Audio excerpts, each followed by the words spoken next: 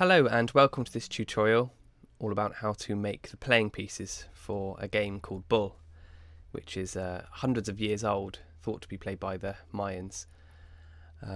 So we're going to start off having a quick look at the ones I've made earlier.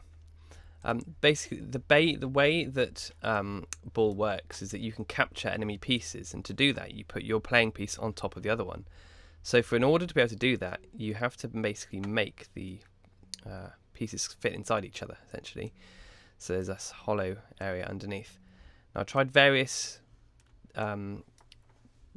experimental shapes before, but I found that the best one was either this shape here with a kind of dome, or the pyramid shape. I thought as mine's made pyramids would stick with the pyramid. So the first thing we're going to do is to get a cylinder, and we're going to increase the number of sides so it looks almost smooth, pretty smooth. So any number that you think looks good. Then we're going to hold down Shift, click, and I'm going to set the diameter to 25 millimeters.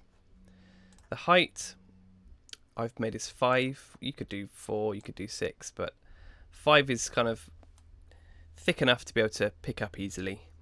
I wouldn't go any lower than sort of 4. So 5 centimeters there.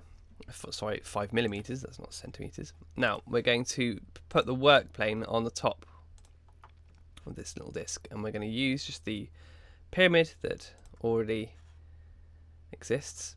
Now you can resize this to whatever size you like. I'm going to hold down Shift in fact Shift and Alt at the same time, so it resizes from the center. And I'm going to make mine a slightly different size for my experimental ones.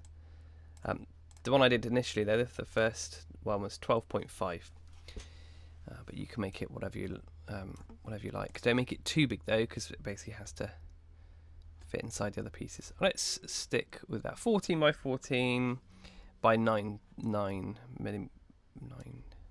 millimeters tall. Maybe let's make that 8, just so it's a bit, or 7.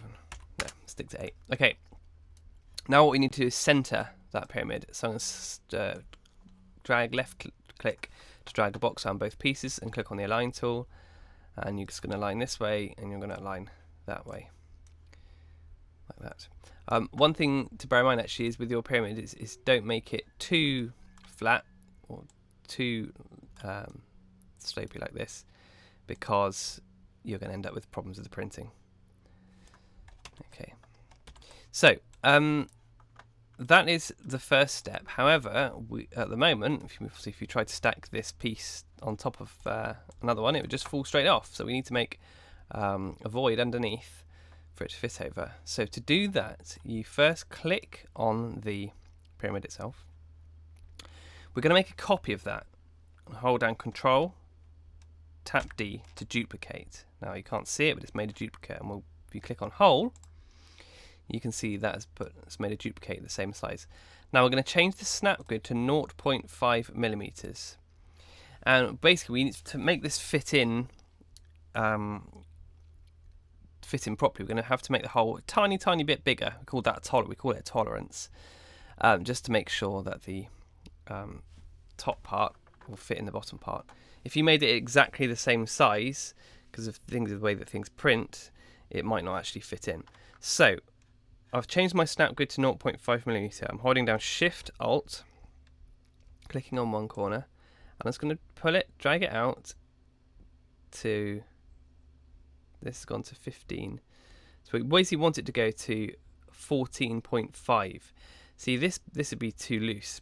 So gonna let go, and I'm going to type in 14.5. Now can you see that it's made it a little bit bigger, but not too much.